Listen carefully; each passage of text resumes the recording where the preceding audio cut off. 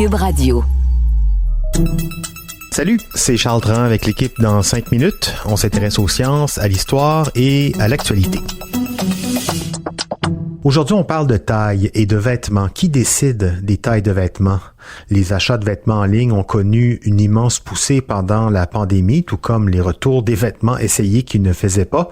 Et au-delà de la difficulté de savoir avec une photo si on aime ou pas un morceau, il y a aussi le problème des tailles qui varient énormément d'une marque à l'autre. Mais qu'est-ce qui explique une telle disparité? Voici Sophie Croteau. Comme vous l'avez peut-être constaté dans une salle d'essayage ici ou en voyage, il n'existe pas d'uniformisation mondiale quand on parle de taille de vêtements. Elles sont différentes de pays en pays et d'une marque à l'autre, et même d'une année à l'autre pour la même enseigne. Pourtant, on a longtemps cherché à établir une charte universelle pour finalement constater que le défi était pratiquement impossible. C'est du côté des hommes qu'on a d'abord voulu élaborer un standard quand il est devenu nécessaire de créer des milliers d'uniformes pour les soldats pendant les guerres napoléoniennes du début du 19e siècle. Comme les variations corporelles des hommes sont assez minimes, on s'est basé sur la taille du buste en assumant que le reste du corps serait vaguement proportionnel.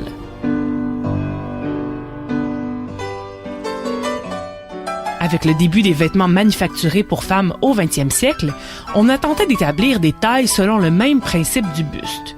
Ce n'était pas un système idéal, comme celles-ci sont rarement proportionnelles au buste, à la taille et aux hanches, mais les magasins offraient aussi l'ajustement avec une couturière ou s'appuyaient sur le fait que les femmes pouvaient elles-mêmes les faire à la maison, comme il était très commun d'avoir une machine à coudre à l'époque.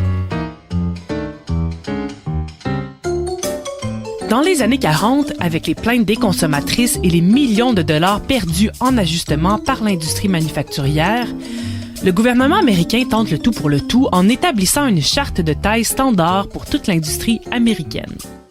Les statisticiens du département de l'agriculture Ruth O'Brien et William Shelton sont mandatés d'établir ces standards en mesurant 59 endroits sur les corps de 15 000 femmes américaines pour ensuite consolider à la main toutes ces données et établir des moyennes. Malheureusement, leur collecte de données comportait plusieurs biais, comme de ne pas considérer les femmes afro-américaines et celles plus âgées. Le résultat n'était donc pas particulièrement représentatif de la population américaine et les tailles étaient plus petites que celles réelles des femmes. Il a fallu attendre la fin des années 50 pour que le gouvernement américain revoie sa charte.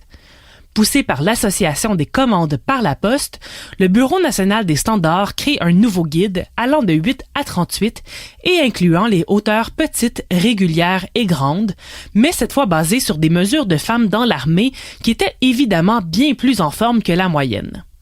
Encore une fois, l'effort était louable mais peu fonctionnel, surtout pour les compagnies qui devaient maintenant produire une trentaine de tailles différentes.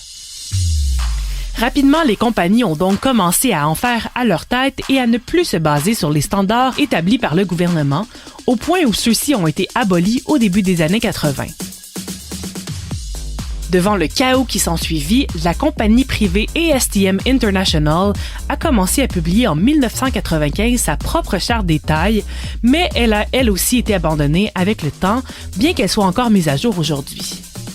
L'abandon des standards marque aussi l'arrivée du vanity sizing qui ne cesse de s'empirer depuis. Il s'agit du phénomène où chaque enseigne adapte ses tailles à sa clientèle idéale, en plus d'agrandir les vêtements des tailles plus petites. Un 4 dans les années 90 pourrait donc être un 0 aujourd'hui, ce qui donne l'impression aux consommatrices d'être plus minces. L'idée d'une charte de taille universelle est malheureusement une utopie parce que les variations sont trop grandes d'une personne à l'autre, mais aussi que les préférences en matière d'ajustement sont différentes, comme certaines préfèrent des vêtements plus amples qu'ajustés. Plusieurs pensent que la solution viendra plutôt avec la technologie, où on pourrait par exemple se créer un avatar à notre mesure et y apposer les vêtements pour voir comment ils tombent. Mais quoi faire d'ici là? Se munir d'un ruban mesuré pour connaître sa propre taille, pour la comparer aux chartes de chaque marque, ou encore mieux, apprendre la couture pour créer ses propres vêtements toujours parfaitement ajustés à sa taille. Oui, fabriquer ses vêtements, c'est aussi plus écologique. Mais bon, si on n'a pas la patience, l'équipement ou le talent, la modélisation 3D semble intéressante. Et l'essayage sur place, ça reste la manière la plus efficace pour savoir si le vêtement nous fait et nous fait bien. En plus de nous donner le temps aussi de réfléchir, parfois sur Internet, on fait des achats impulsifs, un peu moins sur place. Merci Sophie Croteau, c'était en 5 minutes.